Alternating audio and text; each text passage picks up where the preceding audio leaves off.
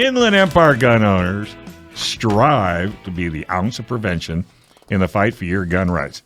How do they do it? They do it by fundraising and getting local pro-gun candidates elected. Become a member today. Go to iegunowners.com/join and join the growing number of responsible gun owners stepping up to defend our Second Amendment rights. That's iegunowners.com/join. Gun Owners Radio Range Day on April 23rd. Desi, you want to talk about that real quick? Yeah, of course. So on April 23rd, we have planned a very fun range day out at one of our outdoor ranges. We're going to have some shooting on steel. We're going to have some really cool guns from Gunfighter Tactical out there to test out. We're going to be doing some moving and shooting, and it's just going to be a great, fun afternoon for us to go outside and shoot together. Hopefully the weather is going to be beautiful out, so really looking forward to it. Rich and I put a lot of work into planning this very special event, and I can't wait for it to kick off. Gunfighter Tactical is going to be there. They're awesome. They have their new PCC, which is an AR pistol. PCC is it's like an AR in pistol caliber, right? Yeah. You know what that is? Mm-hmm. Thank you very much. I wanted to make sure. And then also Franklin Armory is going to have products there for demo, and Ex Nihilo is going to be there. Which I found out is Latin for something, and I forgot what it's Latin for, but one of our listeners emailed and said, this is how you pronounce it, and this is what it means. So yeah, it's $100 normally, right? But if you're a 10-ring member, it's only $20. Yes, sir. You have any room left? I mean, I might take some bribes that if someone still wants to join us, then, I'll take cash bribes if anybody wants to. All right, good. Or ammo. Subscribe and win. Our winner this week is, of course, if you go to gunownersradio.com, you subscribe to our email list, you could win a cool special prize. This week's winner is Troy Stepp. Congratulations, Troy. We'll get a hold of you and figure out how to get your cool prize to you.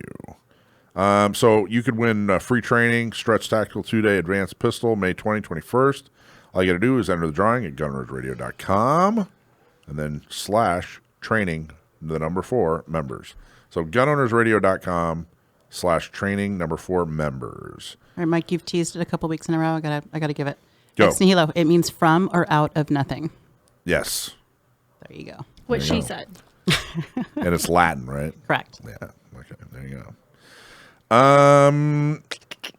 What else here? Okay, so let's talk about. Why don't you touch on Desi? What are some of the events that are coming up for Not Me? This month is Sexual Assault Awareness Month, and so I've developed a campaign of special events throughout the month. And last week I had my virtual CCW seminar with the ladies of Not Me, and I had about 10 ladies on there, which was a great little small group. I always love that because they always ask some great questions, very eager to learn. So I'll be making sure those ladies are going through the process to, of course, apply for their CCW. And this week is our pepper spray and situational awareness class with none other than the Alisha. Oh. Yeah. You want to talk a little bit about what that class is going to entail, Alisha? Sure. So, a lot of the kind of things that were touched on a little bit with Mary on the earlier segment, we're going to talk about the situational awareness things. We're going to talk about de-escalation. We're going to talk about just overall awareness. And then we are going to move into should all of those measures not be enough, taking those next steps. Sometimes a firearm is not always the right answer. And so we're going to talk about the option of OC spray, how and when to use it, when is it appropriate, when is it not, and if it is, how to do it. If a firearm's not the right answer, are you asking the right question? Well, we like to talk about less than lethal options because if we think about Orange is not my color. Yeah, not my color either. Teal is, of course, but orange not so much. But we like to promote, other forms of self-defense for, of course, the ladies of Not Me. We focus on firearms specifically, but we also understand that not everybody has a CCW right now, and taking that step to get their CCW, it's a very big decision, right? And to carry and have the mindset, there's a lot that goes into that. So I really like to promote other forms of self-defense because having more tools in your tool belt is just going to make you feel that much more confident and empowered to protect yourself should a situation arise. And what was really interesting about the conversation with Mary earlier, she touched on a lot of things, again, that Alisha is going to cover with us in these classes. And, every time I've taken this class, because, I attend all the classes that we put on for the girls of Not Me, I always take away something new from all these classes. And I find myself being more aware in my surroundings and my situations. Even it's just the little things like walking to and from the grocery store. Like I'm never on my cell phone. Like I'm always scanning the parking lot and making sure that, I'm aware of anybody that's out there. And If they start walking at me, you know, then I beeline in the other way or tell them to back off. But Back off. back off. I But think yeah, that's awesome. these are great classes. And then next week we're doing an image-based decision making. So this is kind of part 2 to the pepper spray class. And Alicia, I know you're a trainer for that class as well. Do you want to explain a little bit about what that class consists of? Sure. It's basically images are going to be presented. They're predetermined images that the instructor will decide to lay out. And what's kind of interesting is that as instructors, we're taught to kind of type our people, so to get to know our students, and we know how to affect them. So we're going to pick scenarios that are appropriate. And we put the people in the scenario, and when appropriate, we'll give background. We may give background information, situation that you may be in. It may be that you have your arms loaded down at the groceries.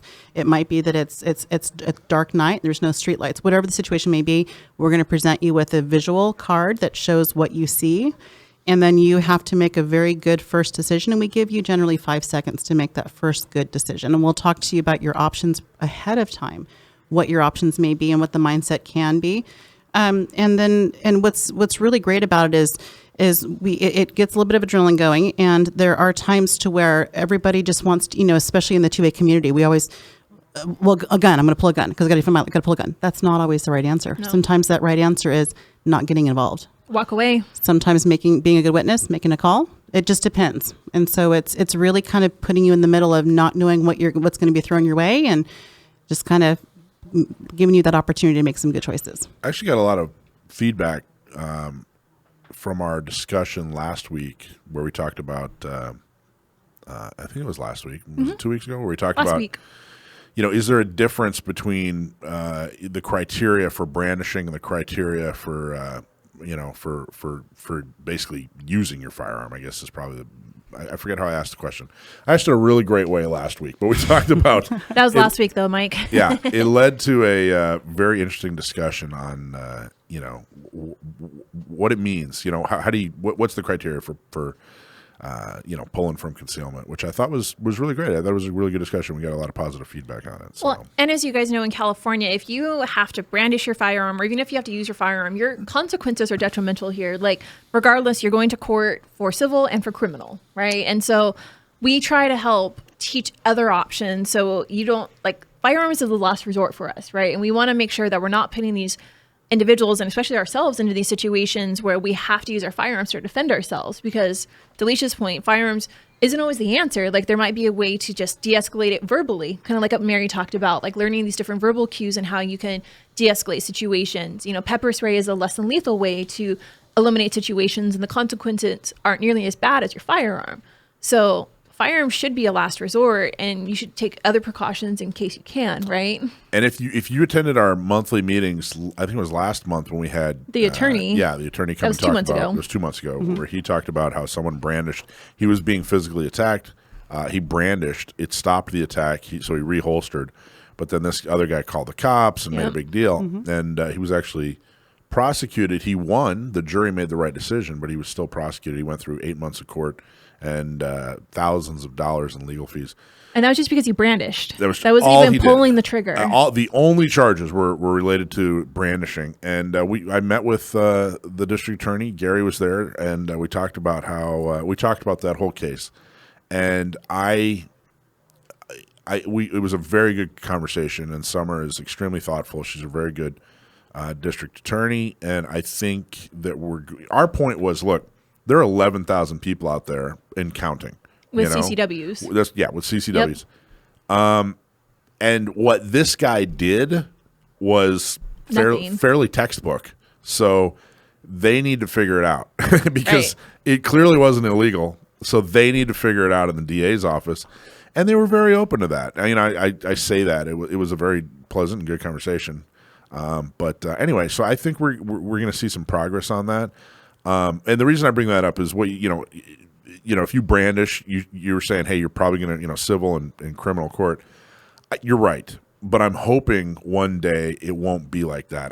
If you're defending yourself, it's really the DA has a lot of discretion. So anyway, maybe not in our lifetime, though. Well, in my lifetime, which is might be a little shorter than I know. And then the final event for this month, of course, is a great special cocktail hour with Sheriff Martinez, where she's going to talk about what she's doing in San Diego to combat sexual assault. And things to expect if something happens and other resources for our individuals. So really looking forward to that. She's a big supporter, of course, of San Diego County gun owners and NOTMESD. So looking forward to chatting with her in a couple weeks. Okay, so next segment, let's talk about let's do your segment. Yep. But then, Alicia, let's do your curtain call in the segment after that. Okay. Does that sound good? Sounds good.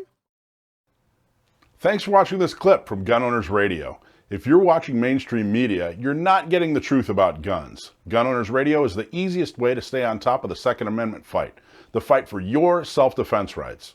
You can watch our live stream on YouTube every Sunday from 4 to 6 p.m. California time, or if you're in San Diego, AM 1170, FM 96.1, The Answer. We're also available on your favorite podcast platform. Just search Gun Owners Radio and you'll find our show. Like and subscribe to help defend and restore the Second Amendment, not just in California, but across the country.